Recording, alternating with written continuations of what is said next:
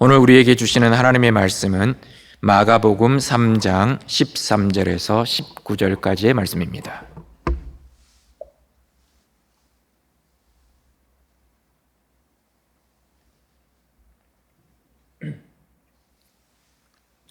제가 가지고 있는 신약 성경 57면 마가복음 3장 13절에서 19절까지 말씀 찾으셨으면 교독하시겠습니다. 제가 먼저 13절을 읽겠습니다. 또 산에 오르사 자기가 원하는 자들을 부르시니 나아온지라.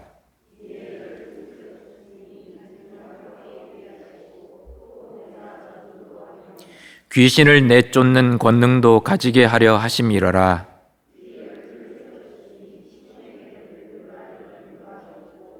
또 세베대의 아들 야고보와 야고보의 형제 요한이니 이 둘에게는 보아느게 곧 우레의 아들이란 이름을 더하셨으며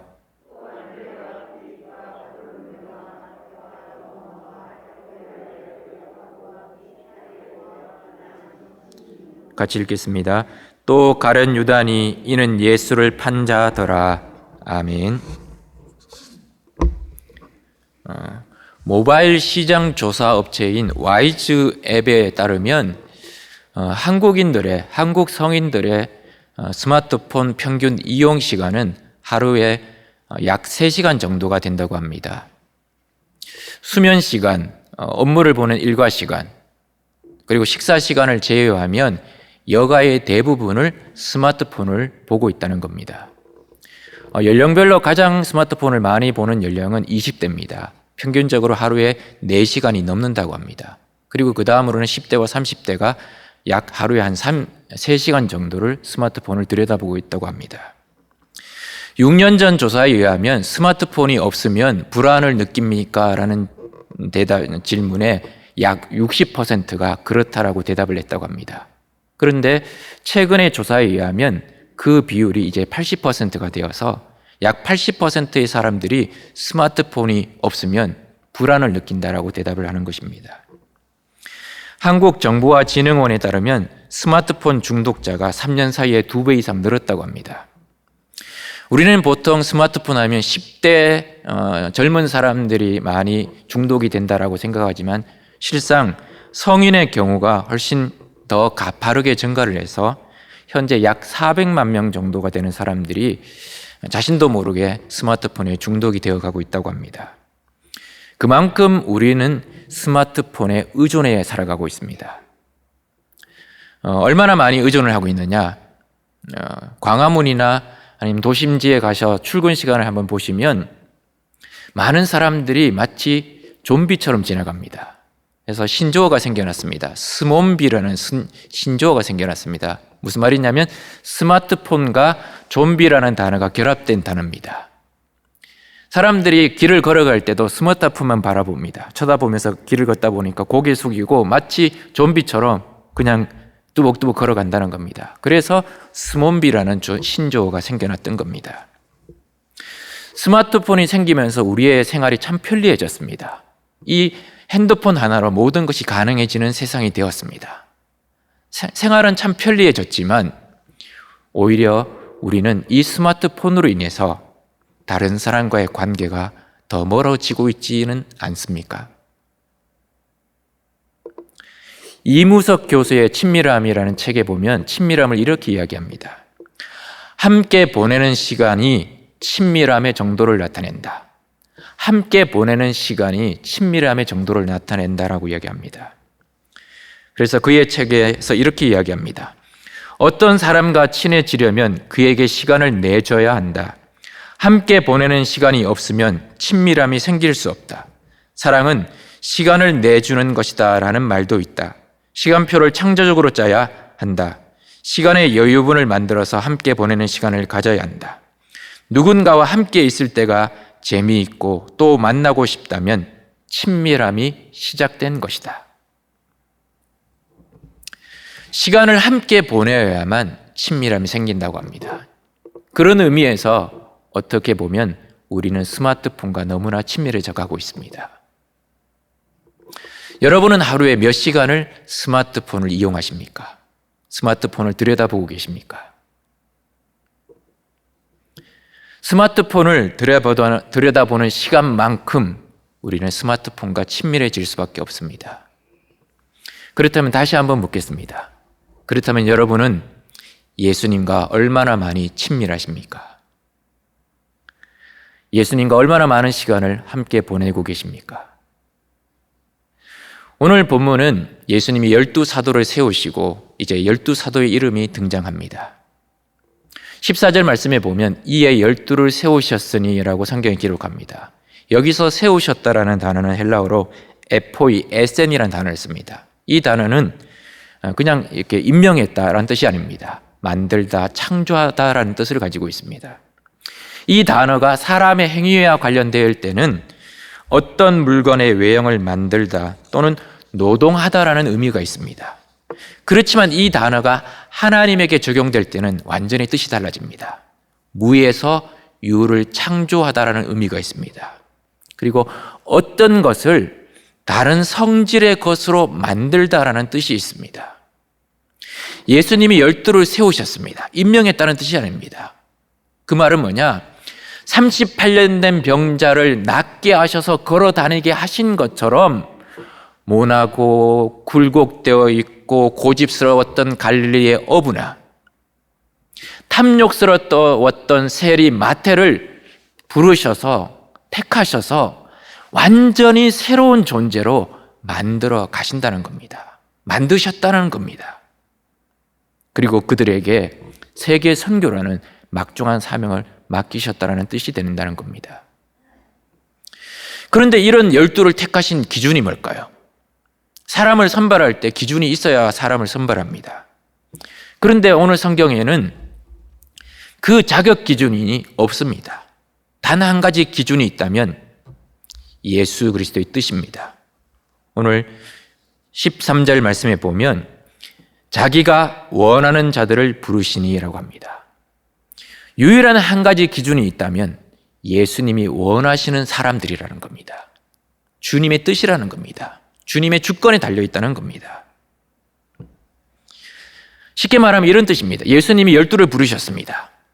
근데 그 12는 어떤 사람들이냐? 예수님이 원하는 사람들이라는 겁니다. 주님의 부르심의 기준은 주님의 주권, 즉 주님의 기쁘신 뜻에 달려있다는 겁니다. 이건 우리 모두에게도 동일하게 적용되는 겁니다. 우리는 주님으로부터 부르심을 받았습니다. 근데 그것은 우리가 자격이 있기 때문에 우리가 무언가를 조건을 갖추었기 때문이 아니라는 겁니다. 그냥 일방적으로 주님의 뜻에 의해서 주님의 주권에 의해서 우리를 부르셨다는 겁니다.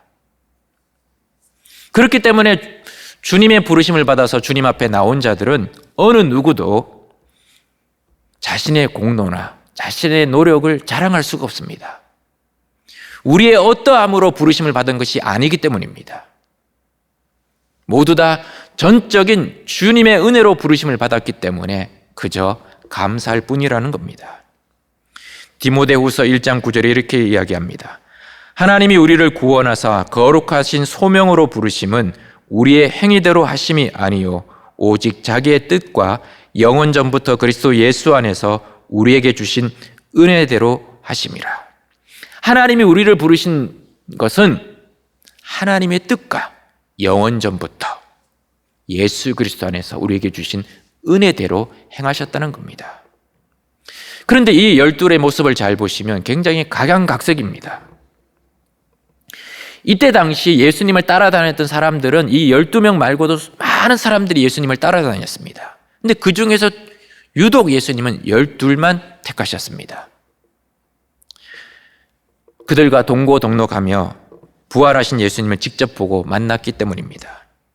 그런데 이 12의 이름을 한번 자세히 살펴보면 사실 참 별로 내세울 것이 없는 사람들입니다. 물론 12사도들 간에 어떤 신분의 차이도 조금 있고 생활의 수준도 조금 차이가 나지만 사실은 50보 100보입니다. 대체적으로 12사도는 참 평범한 사람들이었습니다. 이건 무엇을 의미하는 것일까요?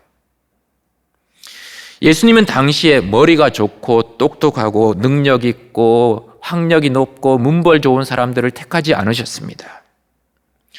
평범하기 이를 데 없는 자들을 택하여 사도로 세우셨습니다.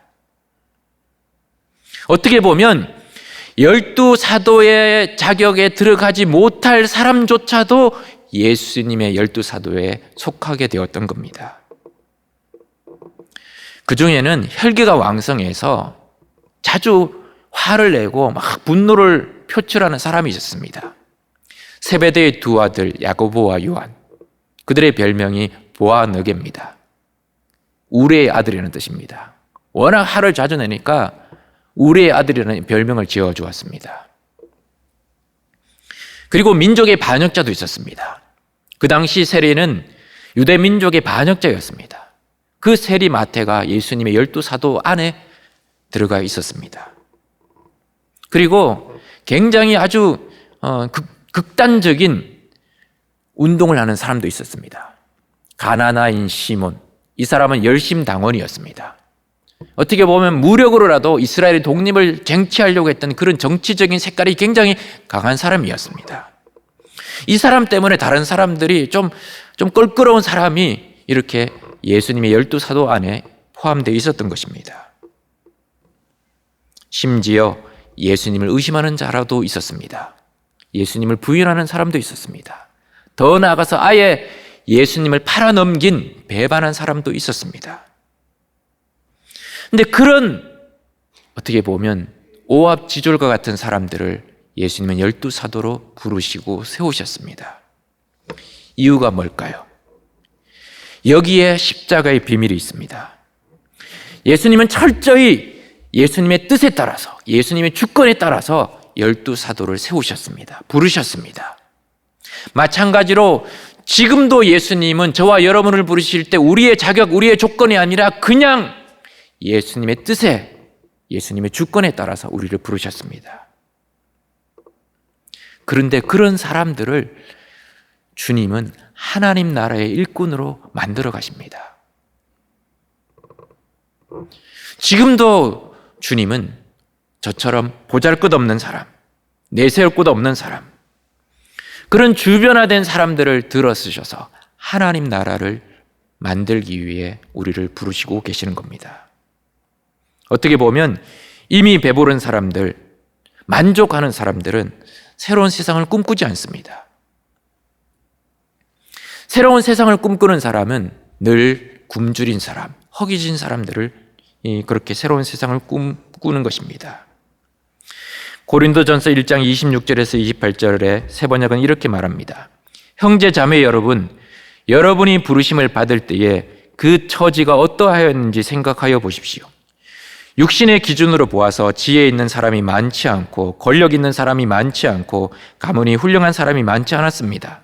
그런데 하나님께서는 지혜 있는 자들을 부끄럽게 하시려고 세상의 어리석은 것들을 택하셨으며 강한 것들을 부끄럽게 하시려고 세상의 약한 것들을 택하셨습니다. 하나님께서는 세상에서 비천한 것들과 멸시받는 것들을 택하셨으니 곧 잘났다고 하는 것들을 없애시려고 아무것도 아닌 것들을 택하셨습니다. 예수님은 정말 이름 없는, 별 볼 일 없는 너무나 평범한 12명의 사람을 사도로 택하시고 세우셨습니다. 그리고 보잘것없는 저와 여러분을 예수님은 부르셨습니다. 고린도전서 1장 29절, 바로 그 다음 구절에 그 이유에 대해서 이렇게 이야기합니다. 이리하여 아무도 하나님 앞에서는 자랑하지 못하게 하시려는 것입니다. 여기에 십자가의 비밀이 있습니다. 십자가는 철저히 우리의 자랑을 배격합니다. 십자가는 철저히 십자가만을 자랑하게 만듭니다. 십자가는 그 앞에 서는 모든 순간 우리의 삶이, 우리의 능력, 우리의 조건이 어떠하든지 간에 자랑할 것이 없다는 것을 고백하게 만드는 것입니다. 그리고 주님의 부르심이 얼마나 놀라운 사건인지, 그 주님이 나를 불러주셨다는 그 은혜가 얼마나 감격스러운지를 깨닫고 그 십자가를 붙들고 감격하고 그 십자가만을 자랑하게 만드신다는 겁니다.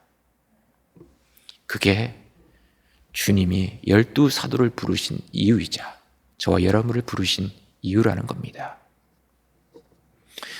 그런데 단순 이유만 있는 것이 아닙니다. 예수님이 12사도를 세우신 목적이 있습니다. 본문은 크게 두 가지로 나눕니다. 첫 번째는 파송입니다. 보내는 것입니다. 보내기 위해서 부르셨다는 겁니다.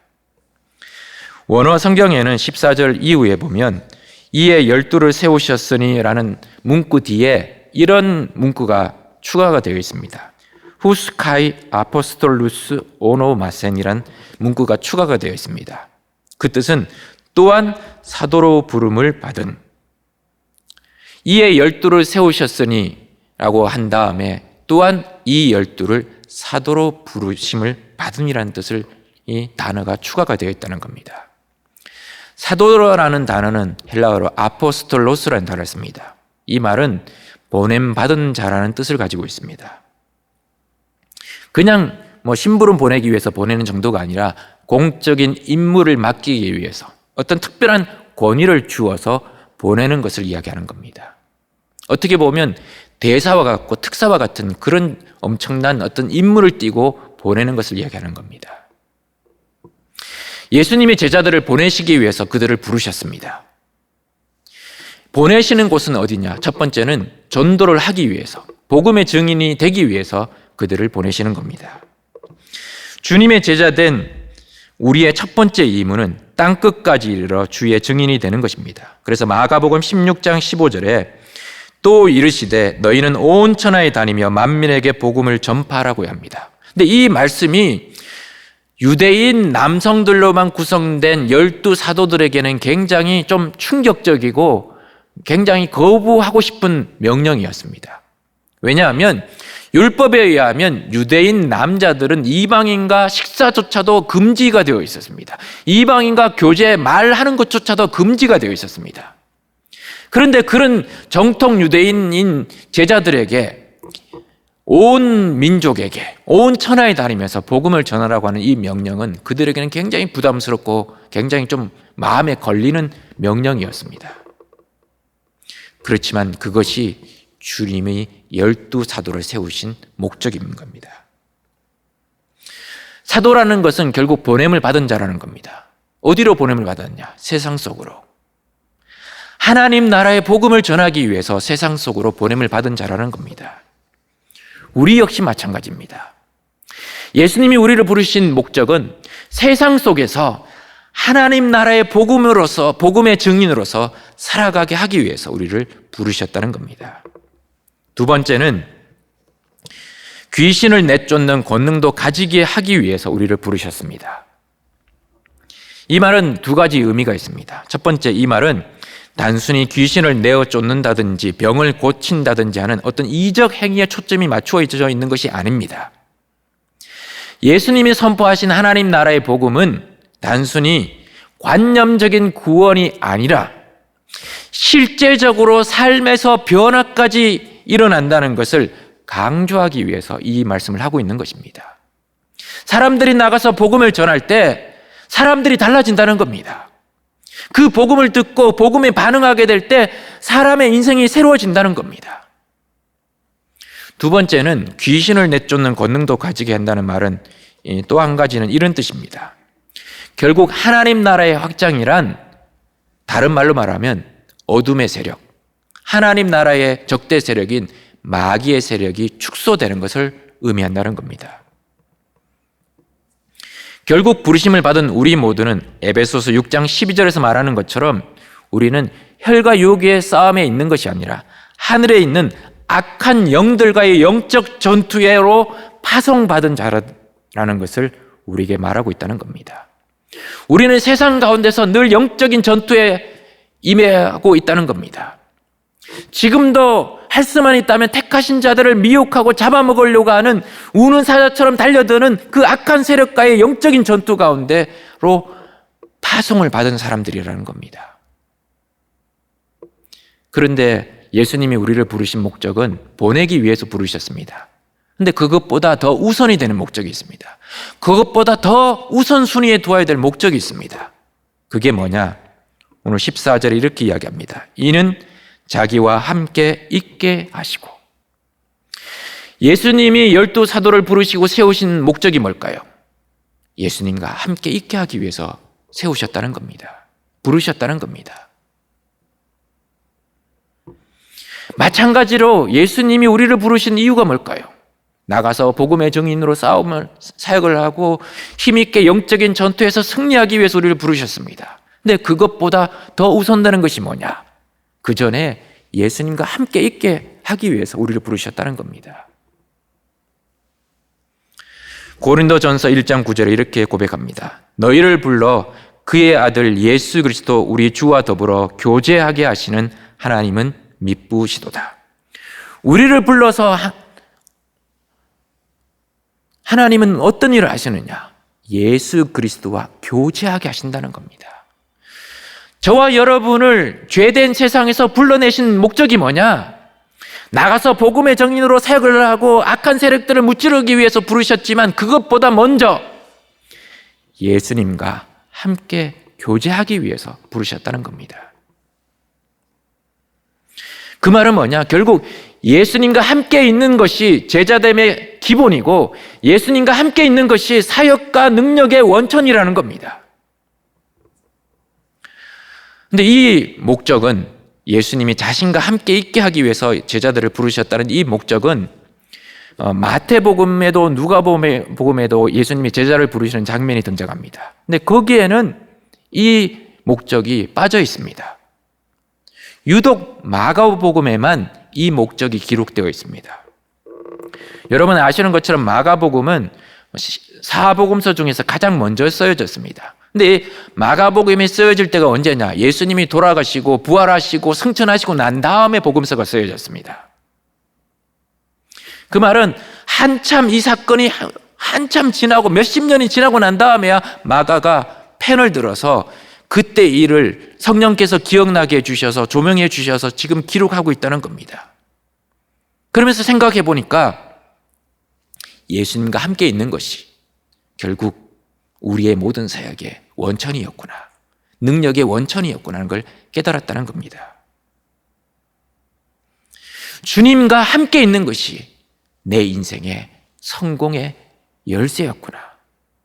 주님과 그때 함께 동거동락했던 것이, 주님과 함께 교제했던 것이 지금 이렇게 힘들고 어려운 세상 속에서 복음을 믿고 살아가는 이 세상 속에서도 살아갈 수 있게 하는 힘이구나라는 걸 깨달았다는 겁니다.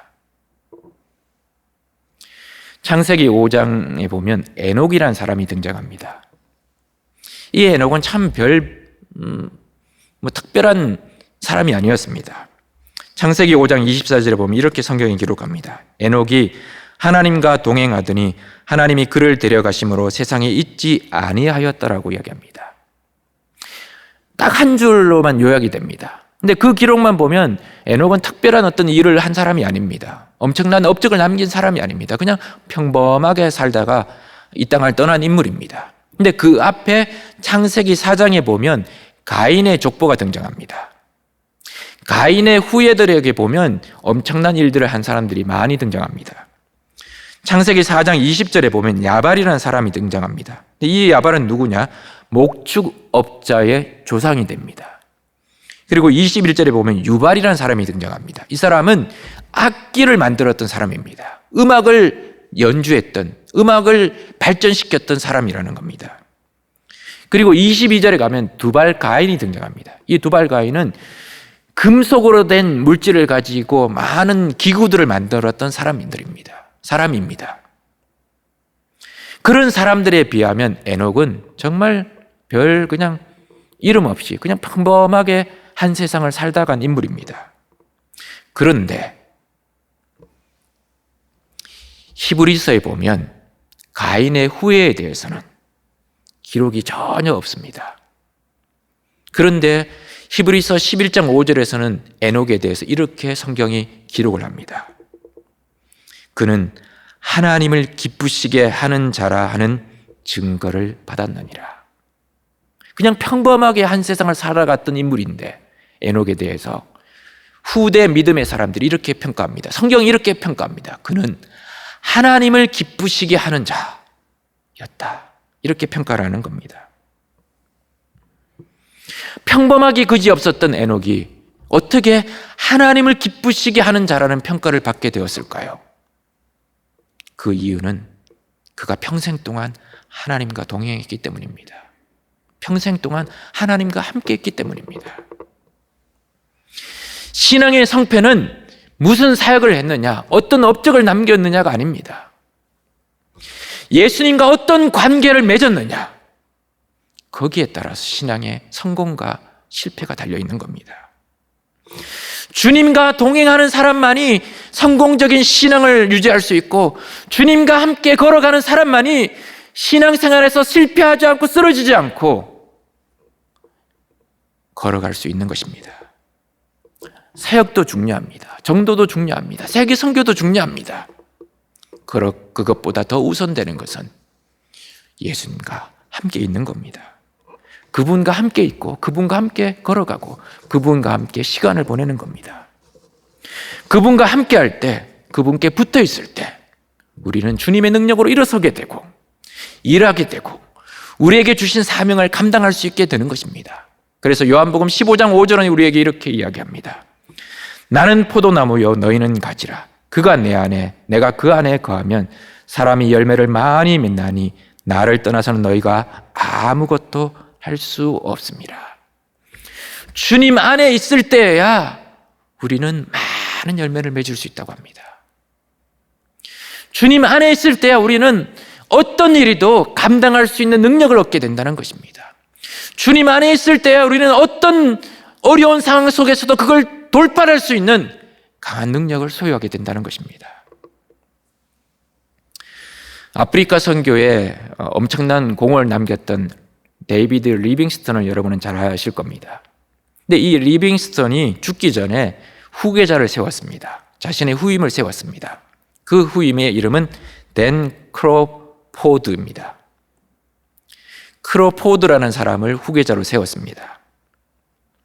그런데 사람들이 워낙 리빙스턴이 너무나 출중하고 위대한 인물이었다 보니까 후임으로 가는 이 크로포드는 그 정도도 감당 못할 거야. 너무 앞사람이, 전임자가 너무 위대한 사람이라서 분명히 그만큼 일을 못할 거야. 대부분 다 그렇게 생각을 했습니다. 그렇지만 시간이 흐르자 크로포드는 리빙스턴의 역할을 완벽하게 대체했고, 어떤 사람들은 오히려 리빙스턴보다 더 많은 일들을 했다라고 평가하기도 했었습니다. 크로포드가 이처럼 자신에게 주어진 사역을 정말 잘 감당할 수 있고 훌륭히 감당할 수 있었던 비결은 무엇이었을까요? 그 비결은 그의 성경책 표지 안쪽에 적힌 글귀였습니다. 그 글귀에 이렇게 적혀 있었습니다. 나는 그것을 혼자 이룰 수 없습니다.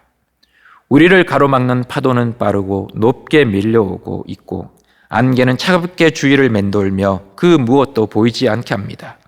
그뿐만 아니라 하늘의 빛도 꺼져가는 것 같이 보이고 주위에는 아무도 남아있지 않는 것 같이 느껴집니다. 하지만 우리, 바로 예수님과 나는 결국은 반드시 승리한다는 것을 알고 있습니다. 나는 비겁하고 또 나약했지만 이것들은 한순간에 변하여 이제는 나를 강하고 용감하게 만들었습니다. 그러나 나 역시 인간이기에 또 내일은 더욱 약해질지도 모릅니다. 하지만 내가 더없이 약해질지라도 하나님은 절대 나를 포기하지 않으십니다. 그래서 예수님과 우리는 반드시 승리할 것입니다. 험악한 세상에서 완전한 승리를 거둘 수 있는 방법은 하나님과의 동행뿐입니다. 그는 평생 하나님과 동행했습니다. 주님과 함께 있기 위해 몸부림쳤습니다. 시간을 내어서 주님 앞에 잠잠히 앉아 있었습니다. 주님과 주거니 받거니 이야기를 나누었습니다. 그것이 위대한 리빙스턴의 후임자로서 엄청난 압박감과 부담감 속에서도 훌륭히 사역을 감당할 수 있었던 비결이었다는 겁니다. 예수님이 어느 날 베다니를 방문하셨습니다. 언니 마르다는 예수님 일행을 대접하기 위해서 열심히 음식을 준비하고 있었습니다. 그런데 동생 마리아는 예수님 발치에 앉아서 예수님의 이야기를 듣고 예수님의 표정을 살피고 예수님으로부터 시선을 한순간도 떼지 않았습니다. 음식을 준비하던 언니가 너무 짜증이 난 겁니다. 그래서 예수님께 항의를 했습니다. 예수님, 제가 이렇게 힘들게 일하는 게 보이지 않으십니까? 왜 제 동생 보고 가서 언니 좀 도와주라는 말 한마디만 하시면 되는데 왜 말씀이 없으십니까? 그러자 예수님이 이렇게 말씀하셨습니다. 누가복음 10장 41절에서 42절에 마르다야, 네가 많은 일로 염려하고 근심하나 몇 가지만 하든지 혹은 한 가지만이라도 족하니라. 마리아는 이 좋은 편을 택하였으니 빼앗기지 아니하리라.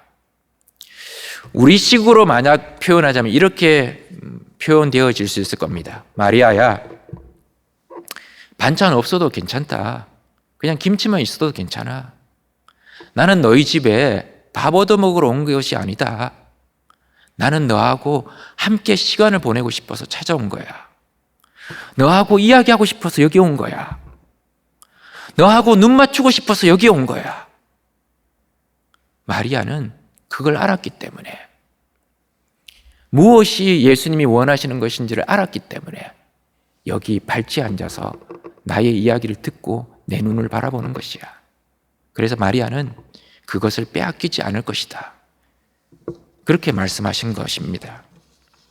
여러분, 우리의 인생에서 정말 중요한 것이 무엇일까요? 주님과 매 순간 교제하는 것입니다. 세상이 아무리 위대한 일을 했다고 할지라도 하나님과의, 주님과의 교제가 끊어진 사람에게는 그 모든 것이 헛것입니다. 하나님께서 인정해 주시지 않는 선행도, 예배도 결국 자기 자랑밖에는 되지 않습니다. 예수님이 저와 여러분을 부르신 것은 무엇 때문일까요? 나가서 전도하는 것, 귀신을 쫓아내는 것, 그것도 목적입니다.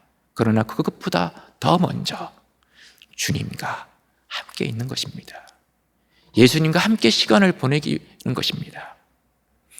예수님과 함께 두런두런 주거니 받거니 이야기를 나누고 싶으셔서 우리를 부르신 겁니다.